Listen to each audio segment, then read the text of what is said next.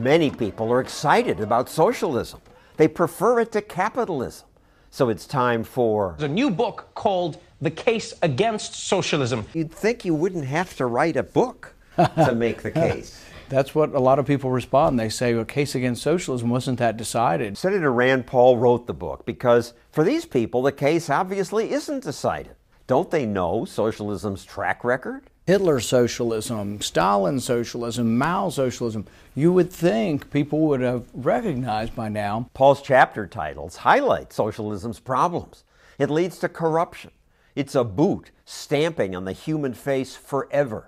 Because eating your pets is overrated? You would think that when your economy gets to the point where people are eating their pets, people might have second thoughts about what type of economic system they've chosen. The Eating Your Pets chapter points out that Venezuelans have lost weight because they cannot find food. Contrast that with dear leader, with Maduro, who's probably gained 50 pounds. We don't know that the dictator gained 50 pounds, but he does eat on TV while his people starve. It really sums up socialism. There's still a well-fed top 1%. They just happen to be the government or those who are cronies or friends of the government. No Trump, no wall, no USA at all. American socialists say, we won't be like that. When I talk about democratic socialism, I'm not looking at Venezuela. I'm not looking at Cuba. I'm looking at countries like Denmark and Sweden. They all wind up saying, but the kinder, gentler socialism that we want is Scandinavia. That's the kind of socialism, democratic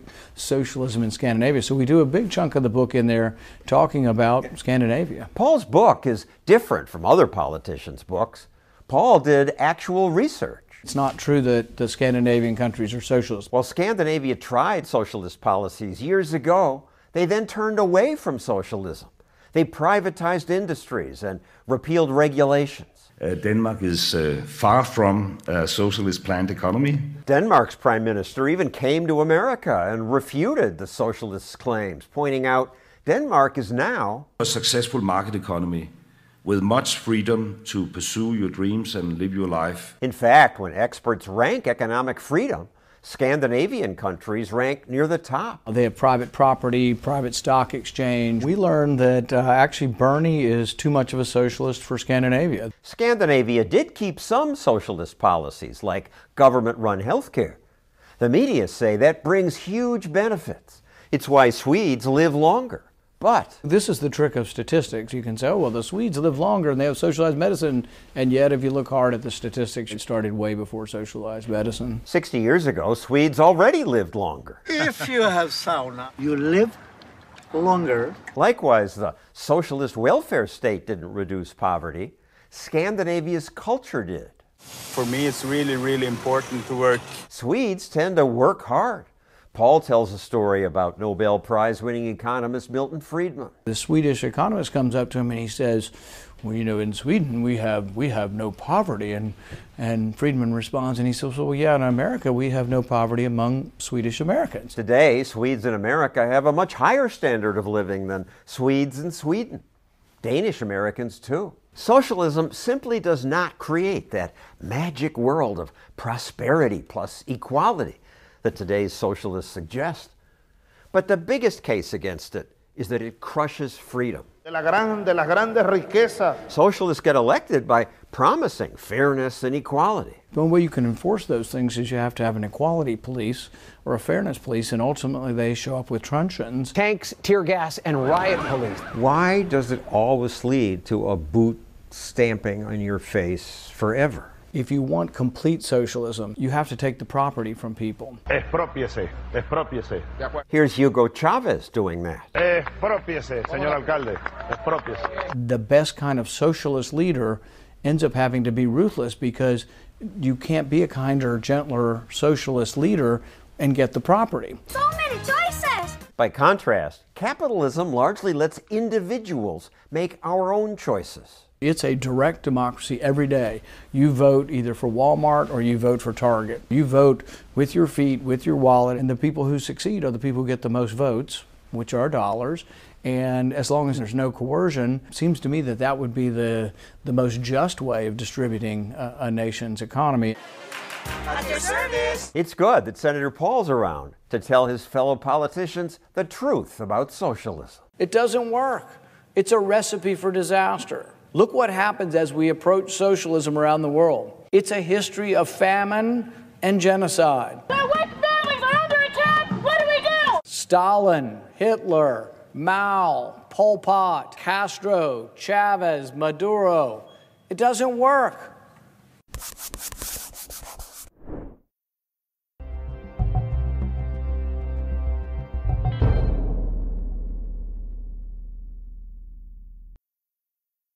Alright folks, since my Virginia videos are gaining so much speed, let's address the elephant in the room.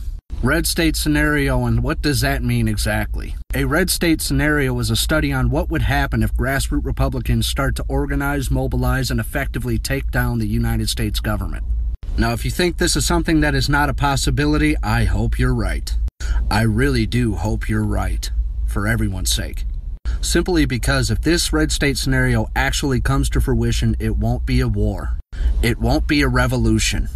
It will be an extremely effective, quick, and brutal reclamation of the United States. And here's why. We have over, about 350 million firearms in the United States. Guess who owns all that? Or the majority of it? Grassroots Republicans. Who do you think makes up the overwhelming majority of your 19 million veteran population? Grassroots Republicans. This is going to get good, so stay tuned. Part 2 coming up. Okay, in Red State Scenario Part 1, it was just a brief synopsis on what a red state scenario is. Now let's get a little bit more in-depth talking in Part 2 about veteran involvement. As I stated before, there's approximately 350 million firearms in the United States, approximately 1 trillion rounds of ammunition, and the vast majority of that is in the hands of grassroots Republicans, and even higher concentration in the hands of veterans. Now, all my veterans already know this, but all it takes is one solid leader to turn 50 to 100 men into full-blown soldiers in 8 to 10 weeks, or less. So if we find ourselves in an SHTF situation, what do you think's going to happen with some of the highly trained veterans that we have in this country? They're going to organize, they're going to mobilize, and they're going to start training. Survival tactics, firearms training, what pressure points to hit, and how to take everything apart. There is few things more dangerous than a veteran that still holds his oath dear to heart. And we'll continue breaking this down in Part 3. Okay folks, so in Red State Scenario Part 2 we talked about veteran involvement. Now let's talk about how active duty military involvement will come into play as well. Like I said before, most of the firearms and ammunition in this country is in the hands of grassroots Republicans, higher concentration in the hands of veterans. Veterans are also the majority of your doomsday preppers. These are the guys with bug-out bags packed, contingency plans, everything. They are ready for this and have been ready for this for years. And I've seen a few people in my comments on past videos say, well, what about the military? What about drone strikes? Here's the thing. 75% of your military is us, grassroots Republicans. And there's one interesting little factor about the oath we take at MEPS when we sign up to become military. We swore to uphold the Constitution against all enemies, both foreign and domestic. So that means the vast majority of your military will defect and side with the rebellion. And they'll bring a lot of toys with them. Also, that'll be the first time you see United States military members take part in 4th generation warfare. Stay tuned for Part 4. Okay folks, in Part 3 I left off on 4th generation warfare. Now if you don't know what that is, that's a type of enemy combatants that our soldiers faced in Vietnam, Iraq, Afghanistan, all of it. That means the enemy looks exactly like the civilian population in innocence. So if we find ourselves in an SHTF situation, guess what all of us look like? We look like you. Not only that, we're bringing 3/4 of the military with us. And I know a lot of people are talking about the South will rise again and 3%ers and Civil War, but this is not what you think it is. Because this is not a color issue. This is not a North or South issue. This is just red-blooded Americans of all religions, races, and backgrounds banding together to defend our Constitution. You are fighting a whole different kind of animal. So if a leftist-controlled government decides to enact martial law, it won't be with the military, it'll be with foreign boots. And make no mistake, it'll be the first time you see gangbangers to mountain men from the backwoods banding together under the same banner. And we'll talk infrastructure in Part 5. Oath Rider. Now I know I sound like a crazy person. I know all this sounds like the ramblings of a madman. Like there's several layers to my ignorance. But the thing is, I don't think you fully understand how this country operates. This country has 19 million veterans in it. 14 million could walk into a battlefield as we speak. We also have about 40 to 50% of the firearms in this country and most of the ammunition. These men and women are trained for warfare. They are trained to destabilize a country. We've been doing it for decades. They are your doomsday preppers. They are your neighbors, your truck drivers. They control the flow of everything that happens in this country. Everything that happens in this country is at the permission of the grassroots Republicans, and you better believe that. So this is not ignorance. This is a pure promise of what will happen if our Constitution is removed. Sleep tight. Oathwriter, you're just really not understanding what I'm saying, are you? I do vote. This is not what I want, man. Not whatsoever, not in the slightest. This is an extreme last resort, what I'm talking about. But if you pay attention to what's happening in states like Virginia and Kentucky, thanks to Democrats, we are getting to a point where we might be left with no other choices. They are trying to strip us of our constitutional rights. Our right to freedom of speech, our right to bear arms, our right to due process, our right to not be subject to illegal searches and seizures, our right to remain silent in the court of law, all that is slowly going down the drain. If you're paying attention, you will know what I'm saying is true. I'm just telling people what the effect of that cause will be.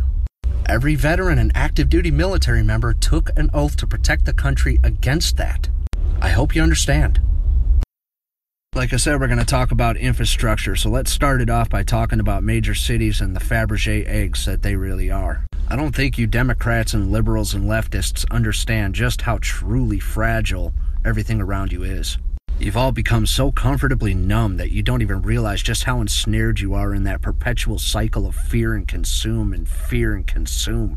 So complacent and addicted to your online social media profiles and the next new trend and all these fallacies that you use to mask up your truly hollow inner existences, and you don't even realize what it actually takes to make an economy and a country run as smooth as ours does.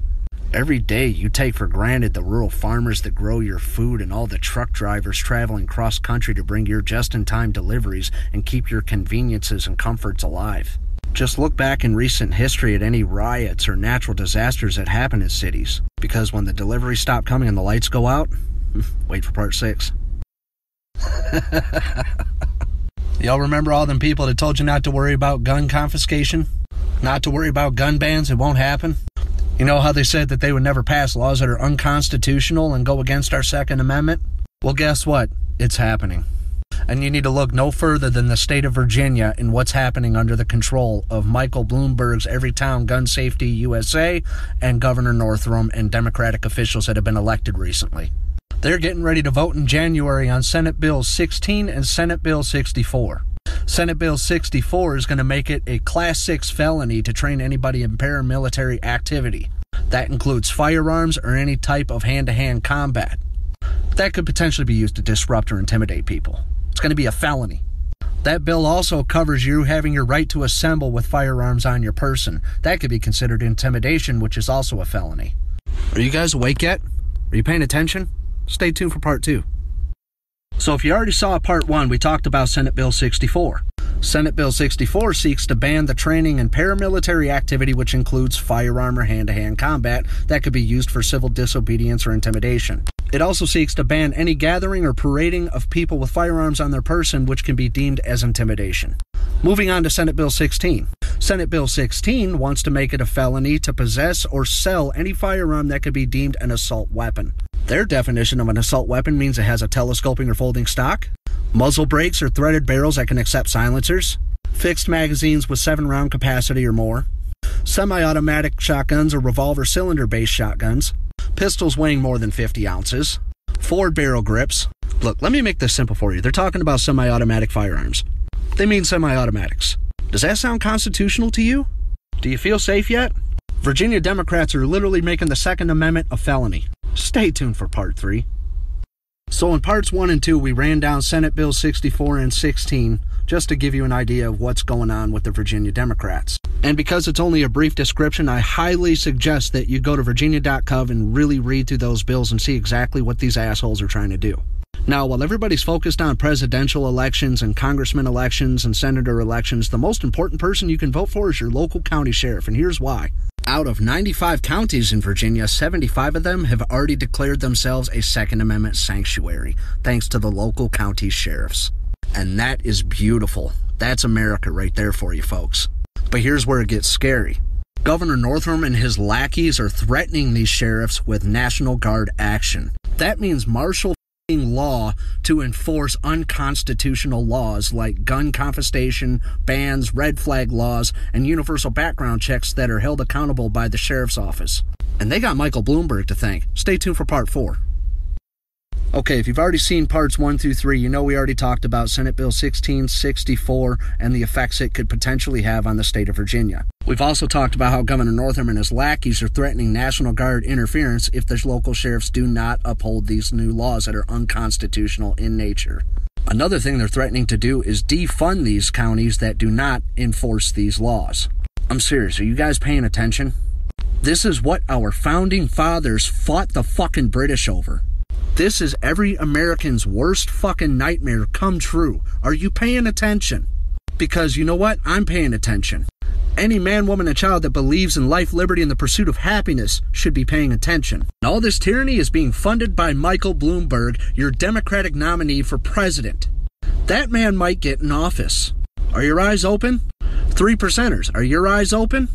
Because if this is allowed to happen in the NRA's backyard, a red state scenario might become real. So after covering what's going on in Virginia with parts 1 through 4, this is part 5 and my final message to you. And this message goes out to anyone that thinks they will legislate us into subjugation. You will not succeed. We are your first responders, your neighbors, your friends, 2/3 of your military, your veterans, your electricians, your oil field workers, your construction workers, your local small business owners, your firearms instructors. We are everywhere and we will not be silenced. We will not be put under your control. We are the ones who built this country and we know how to tear it apart. Brick by brick, board by board. It only takes 10% of a population to overthrow a government.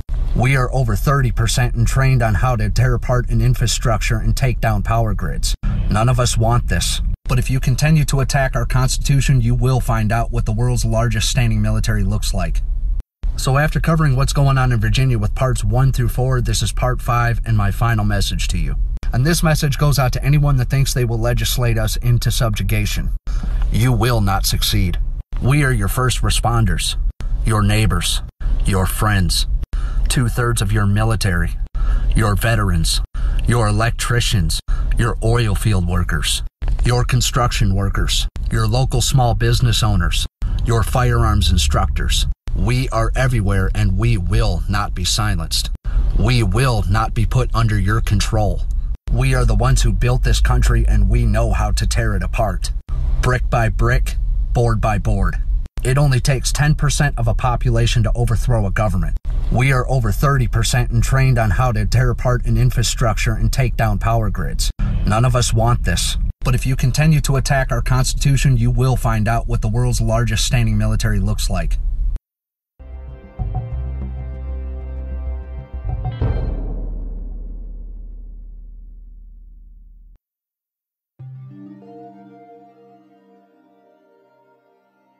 Skee-Ball is my life. I met my wife playing Skee-Ball. Skee-Ball has had a material impact on my life, and I want to share that with others. And this space will be a conduit for that. Joey Mucha is a 3-time Skee-Ball national champion and the owner of Joey the Cat, an arcade rental, repair, and events company that he started in 2010. Building my business started out as a side project to my day job. I bought that Skee-Ball machine on eBay to practice and then had to learn how to repair it. So the natural progression was to put it in a bar, see if it could make some recurring revenue, and then use that money to buy another Skee-Ball machine. In 2014, Mucha purchased this warehouse in San Francisco's Mission District as a repair and storage facility. In 2019, he decided to convert it into an arcade and restaurant, which should have been a straightforward process since the property was already zoned for commercial use. But a community activist incurring nothing more than a $600 fee was able to temporarily scuttle Mucha's plans, forcing him to spend months rallying community support and pleading his case at a public hearing. Joey the Cat's new outpost is slated to open in spring of 2021. But the story of how the project was nearly stopped and what Mucha endured in order to prevail underscores how even the most benign land use changes in San Francisco can be hampered by red tape. It's a root cause of the city's housing crisis and jeopardizes San Francisco's competitiveness over the long term. Joey the cat should be renamed Joey the liar. This is within 500 feet of an elementary school. We're talking about proximity to schools. We don't need our young people walking by that and seeing these negative, toxic images. I'm not converting this to a private event space only for corporates. I'm converting this to a public space that can be used by all. In a perfect world, if there was no red tape, we would have been open 6 months ago. Mucha's troubles started when Kevin Ortiz, a local activist affiliated with the anti-gentrification group Cultural Action Network, filed an application for discretionary review, a process through which any member of the public can ask the San Francisco Planning Commission to review an application for a building permit. Neither Ortiz nor Cultural Action Network responded to our interview request. Even though these reviews are supposed to be used only under exceptional and extraordinary circumstances, they've become a regular part of the city's land use process. For example, the owner of a falafel restaurant was able to delay the opening of a competitor by claiming that the neighborhood already had enough falafel. This home's third-floor addition was blocked on the grounds that it wasn't sufficiently Victorian. The conversion of a laundromat to an apartment building has been delayed for over 5 years, due in part to its casting a shadow on an already shaded schoolyard. So far in 2019, the Planning Commission publicly heard 91 requests for discretionary review. Because every building permit in the city is subject to this process, it adds enormous costs to construction, exacerbating the city's severe housing shortage. Mucha prevailed by devoting enormous time to winning over community support, which otherwise would have gone into running his business. I've basically become a politician, which I don't want to become, and I don't want that for anyone. I've watched a bunch of planning commission hearings and research to kind of understand the concept, because small business owners shouldn't be flung into this process and expected to be perfect at this when the activists are going to these almost weekly. I've gotten a profile on all the different planning commissioners. I know their names and I know kind of what they vote for and against. My team and I went and garnered as much support as we could from the community, and we've worked with architects and had to figure out how to make this space work for both what I want it to be and what is legally permitted, and make good business sense out of it. And finding that triangulation is incredibly complex and challenging, and has been very burdensome process for a small business owner. Mucha went door to door in the Mission asking for help from his neighbors. At the hearing, more than twice as many supporters as opponents came out to speak. Joy the Cat is fun for both adults and children, and more importantly, it is kept clean and it is a safe environment, which is more than I can say for some of the parks in our neighborhood. Political connections also came into play. Mucha received a letter of support from California State Treasurer Fiona Ma, who once held a fundraiser at Joey's Arcade. On a principle level, I think it's so hard for a small business owner to be successful in this city. And when you start to layer on red tape or these hurdles and roadblocks that come out of personal interests or community interests that don't necessarily align with the business, it makes it very difficult, and I think it's something that should be changed at a policy level.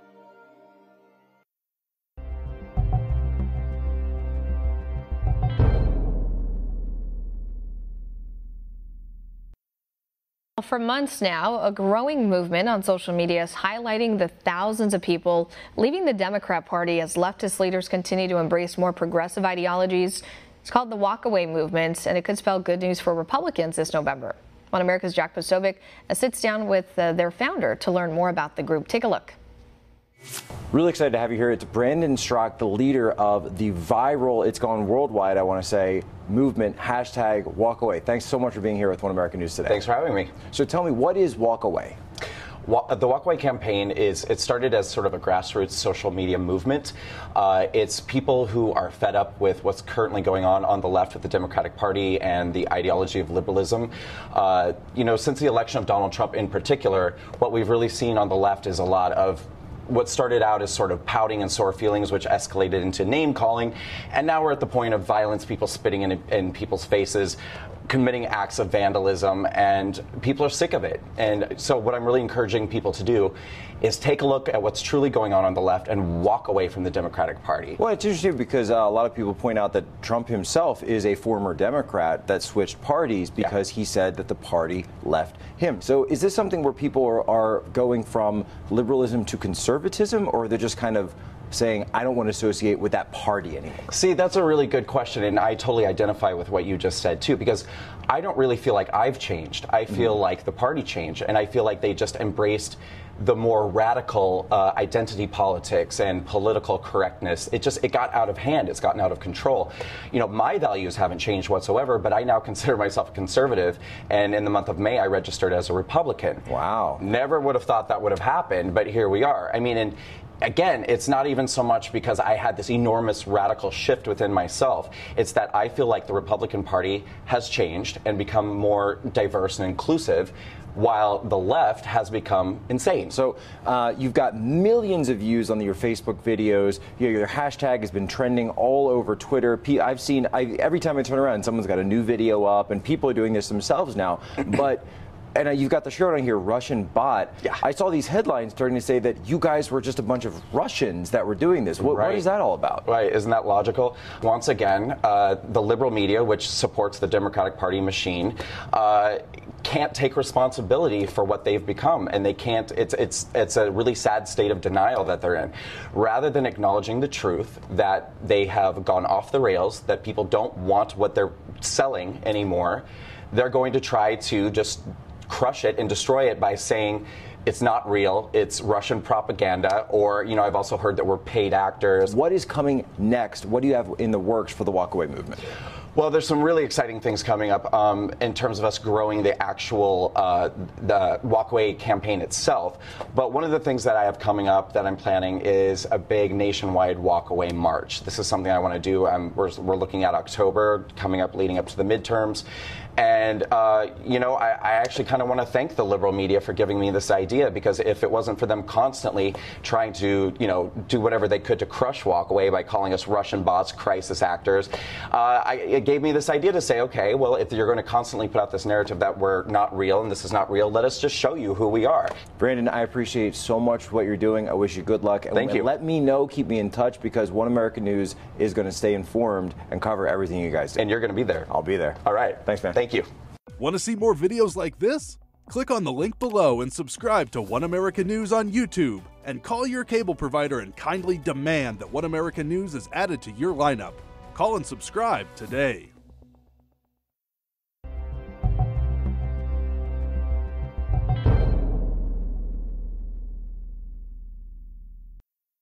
Controversial land reforms in South Africa are raising tensions as the nation's white minority arms themselves to defend their farms against government seizures. One America's Christian Rhodes has a story.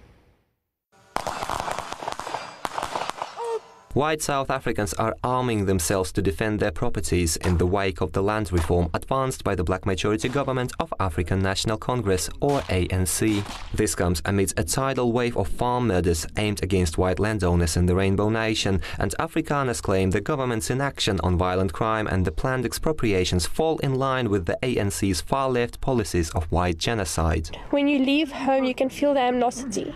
It's like if you walk down a street, you can feel it's like your skin color depicts who you are, not your soul. This comes as the ANC is seeking to seize Afrikaner properties in both rural and urban areas. Most recently, ANC leaders, including South Africa's President Cyril Ramaphosa, reaffirmed their commitments to the land and property expropriations at a so-called land summit in Boksburg, Gauteng. The upcoming reform is simple. If you are white in South Africa and you own land, a farm or a city home, the government will take it away with no compensation for the sake of greater social justice. Without the redistribution of land, we will not be able to build a united South Africa. Without the recognition of the property rights of all our people, we will not overcome inequality. Meantime, South Africa's streets are mired in violent clashes between the police and the country's black majority, who demand the land expropriation reform advance faster.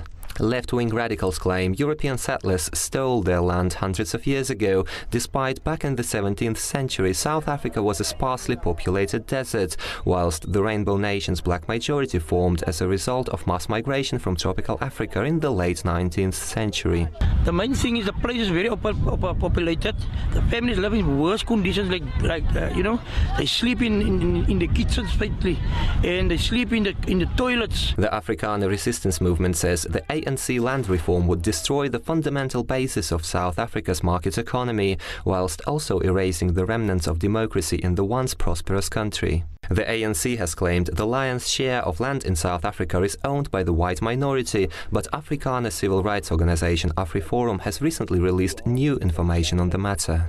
According to AfriForum, 24% of South African land is owned by the government, while an additional 34.5% of South African land is owned by black people. This renders the ANC's claims of 70 to 80% white land ownership invalid, and also disproves the claims the black majority is lacking agricultural lands, as up to 70% of land claims currently filed with the government pertain to land in urban areas. There are three main reasons or three main methods in which white people acquired land in South Africa.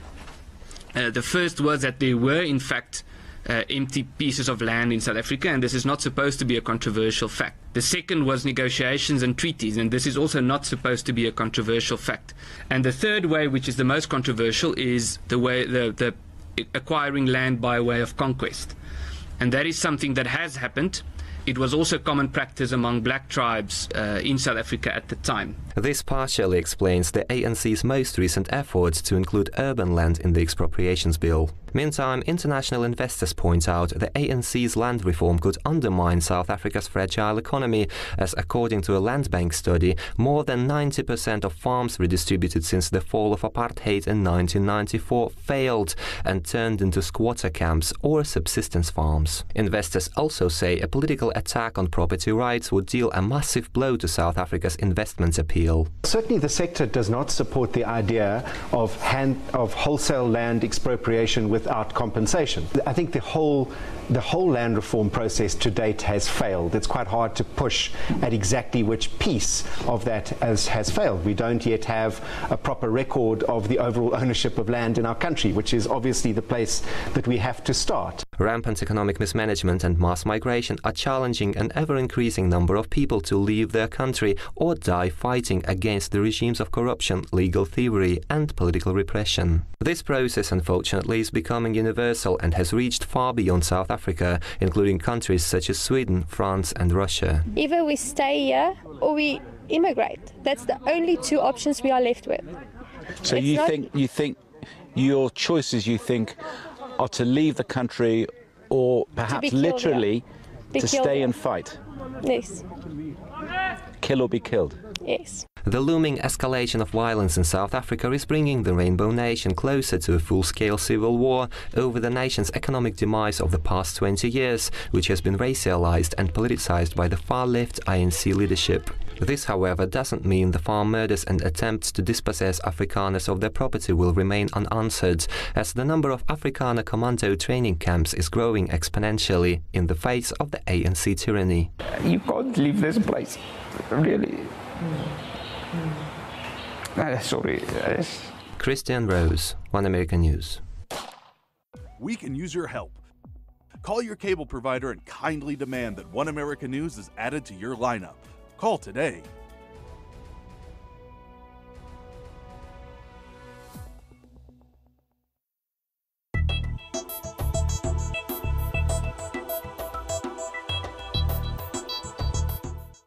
In the spring of 2019, Sir David Attenborough was accused of deceiving viewers when he claimed, in his Netflix documentary film Our Planet, that hundreds of walrus had fallen off Siberian cliff tops as a result of recent low summer sea ice blamed on climate change. These mass gatherings of walrus are now happening almost every year.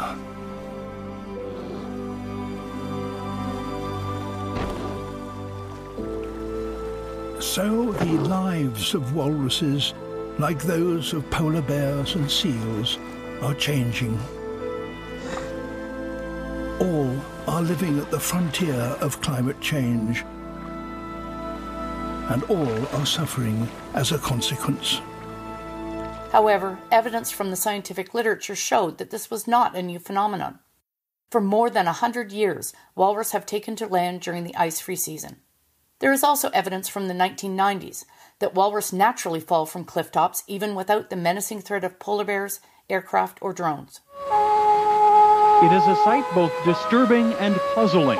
Massive walruses plummeting to their deaths along the Alaska coast. The footage Attenborough used to make his Netflix case seemed to have come from a well-documented incident in September 2017, when walrus had been driven over cliffs by about 20 polar bears.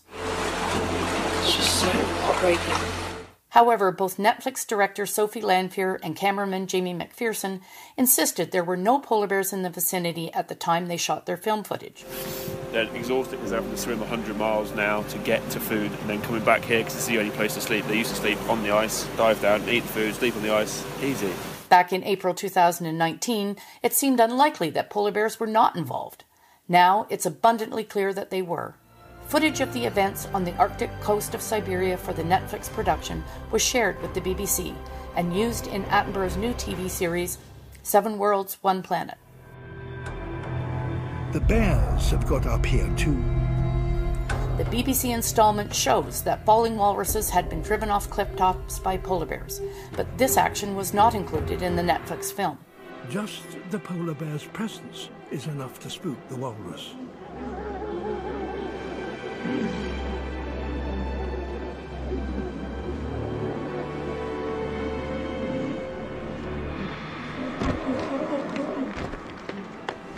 The BBC episode also depicts the falling walruses provoking a stampede of animals still on the beach, and explained that many walrus were trampled to death in a frantic rush to the water. As one crashes on the rocks, those on the beach stampede, and more lives are lost. This previously unreleased footage contradicts the account of events given in the Netflix film, and the stories subsequently told by Lanphier and McPherson since the film's release. Attenborough seems to be tacitly admitting that the claims he made in the Netflix film and the denials that polar bears caused the events were untrue. The field crew must have been aware that polar bears had frightened walrus over the cliff at this location because they filmed it happening. This new footage shows that not only were the walrus most likely spooked by polar bears, but that the filming itself may have contributed to walrus deaths. The film crew was situated at or near the beach, which was the only safe route down from the cliff. Their presence at that location, with their drone hovering above the cliff, could have been enough to spook a few more agitated walrus into a panic. It now seems apparent that the film crew withheld their involvement with the polar bear stalking incident until now, and that the Netflix film badly misled the audience. Polar bears were indeed involved in these walrus deaths, but so too were the crew and the drones used to film the action. Lack of sea ice did not precipitate these events, despite both films claiming this as the causal factor. These events only occur once every few years. But as the world warms and the ice retreats still further, they may become more frequent. Valid questions raised by a qualified scientist and others were rebuffed by the film crew, and journalists failed to investigate. Now those concerns have been vindicated. If natural history documentary filmmakers had stuck to natural history rather than political messaging, and if broadcasters had permitted debate and criticism to feature in their films, perhaps these errors would not be made so often.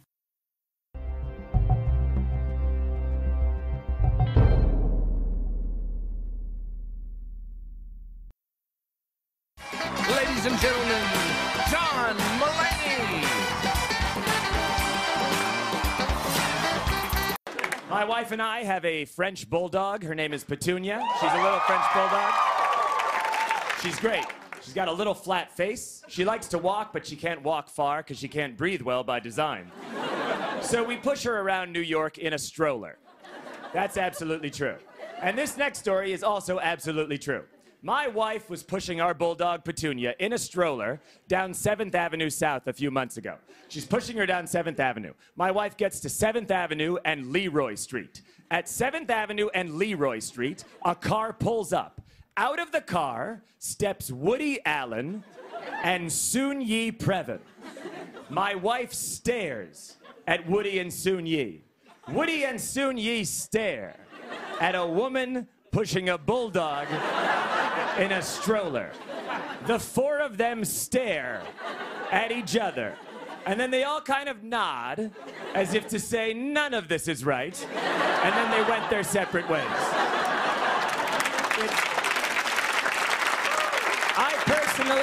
I personally take the subway in New York. I love the subway because of the male and female voices that narrate the subway. That man and that woman. The woman who does the subway announcements and her way too loud husband.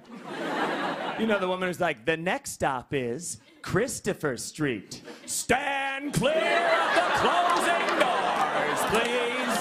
Why are you shouting? What are you, in the next room? I asked my friend who works for the city, I said, why is it a male voice and a female voice? And he told me because it's been proven that people will take information from a female voice, but they will only take a warning from a male voice.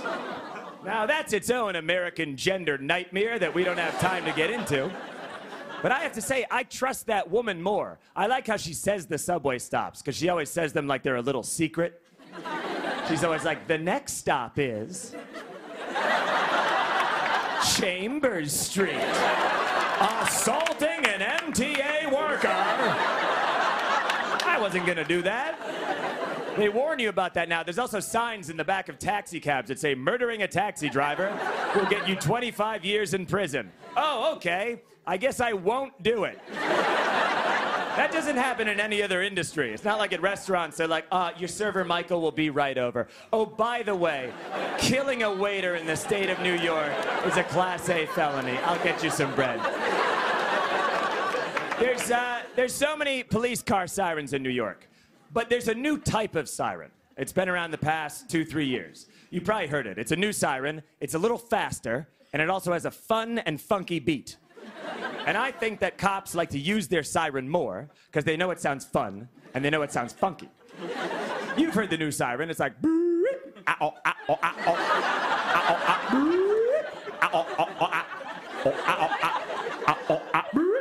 It's like there's a DJ in the back of the patrol car.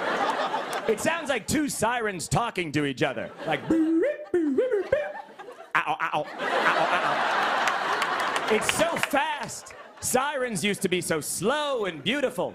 I was watching this old movie on Turner Classic Movies because I was not an athletic child. And it was a Hitchcock movie called Rope.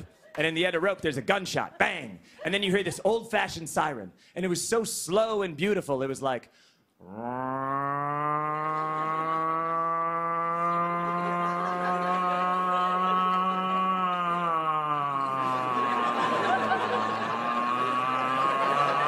It was like an old gay cat was dying. But not a sad death, not a sad death. He lived a full life, and he's surrounded by loved ones, and he's in hospice, he's in cat hospice, and he's holding hands with a rabbi, and he just kind of...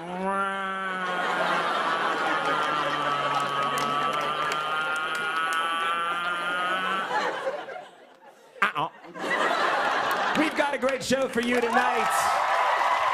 Thomas Red is here. Stick around, and we'll be right back.